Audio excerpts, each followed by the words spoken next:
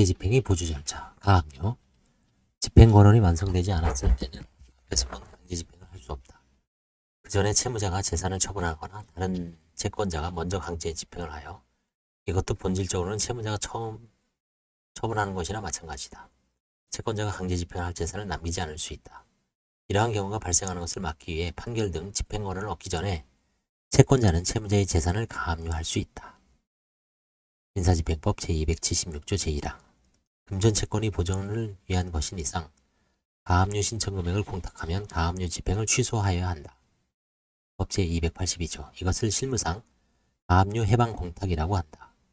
금전의 지급을 청구하는 소송 절차와의 차이점은 그것을 보존하기 위하여 청구 금액 범위 내에서 채무자의 재산에 대한 처분권을 임시로 취득한다는 것일 뿐이고 소송 절차와 별다른 점이 없다.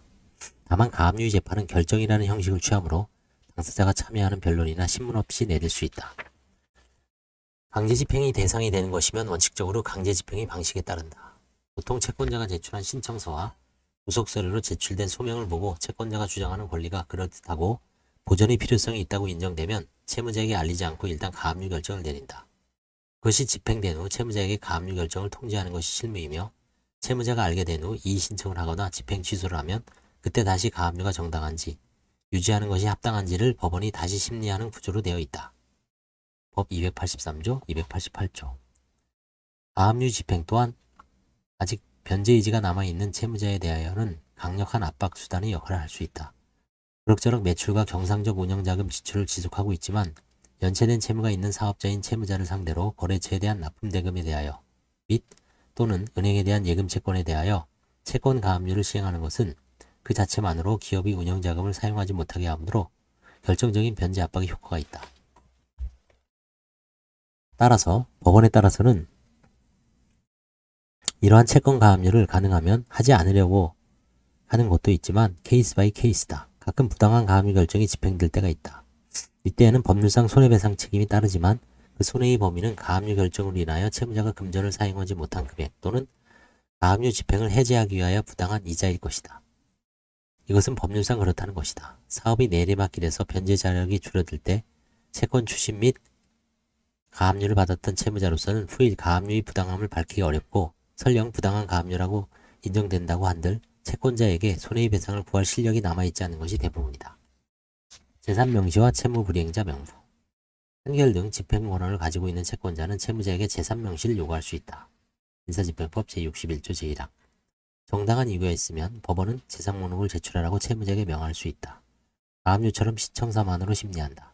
정당한 이유라야 그것은 채무자가 이행하지 않고 있다는 것 및 채권자가 채무자의 재산을 발견하지 못하고 있다는 진술이 될 것인데 그렇지 않은 경우 채권자가 신청하는 일은 상상하기 힘들다. 따라서 재산 명시 명령은 채권자가 신청하면 거의 자동으로 내려진다고 가정해도 되겠다. 명시 명령에 대하여 유효한 이의가 없으면 법원은 재산 명시를 위한 기일을 정하여 채무자의 출석을 요구한다. 지정된 명시 기일에 채무자는 강제집행의 대상이 되는 재산과 다음 각호의 사항을 명시한 재산 목록을 제출하여야 한다. 수술할 사행의 존부를 채권자가 판단할 수 있게 하기 위함이다. 1. 재산명령이 송달되기 전 1년 이내에 채무자가 한 부동산의 유상양도. 2. 재산명령이 송달되기 전 1년 이내에 채무자가 배우자 직계혈족 및 사촌 이내의 반계혈족과 그 배우자의 직계혈족과 형제자매에게 한 부동산 외의 재산의 유상양도. 3.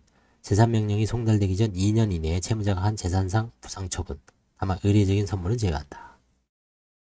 실무상 채무자에게 재산 명시 명령을 보낼 때는 명시기일에 재산을 제출할 재산 목록과 위 거래 내역이 자세히 기재된 재산 목록 양식을 첨부한다. 명시기일에 출석한 채무자는 재산 목록이 지질하다는 것을 선서해야 한다. 재산 명령이 발령될 정도에 이른 채무자 중 전형이 되는 사람들은 설문지 양식에 각 재산의 보유란에 없음이라고 표시하고 명시기일에 출석하여 수십 명이 다른 사람들과 합동으로 법정에서 선서하고 나온다.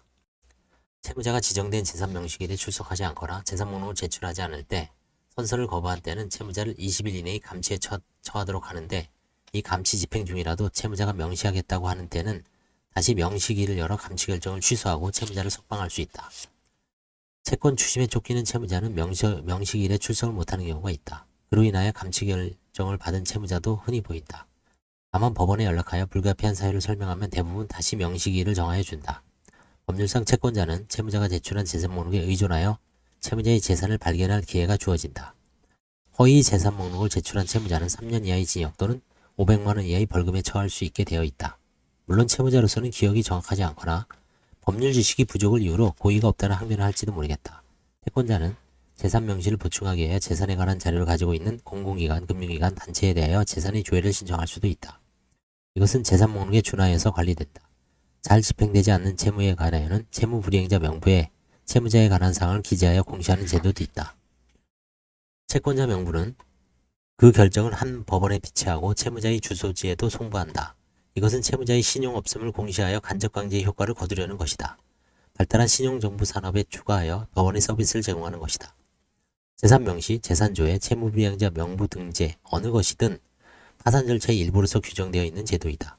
필자가 법률에 입문하던 시기에는 민사집행을 구성하는 요소가 아니었다.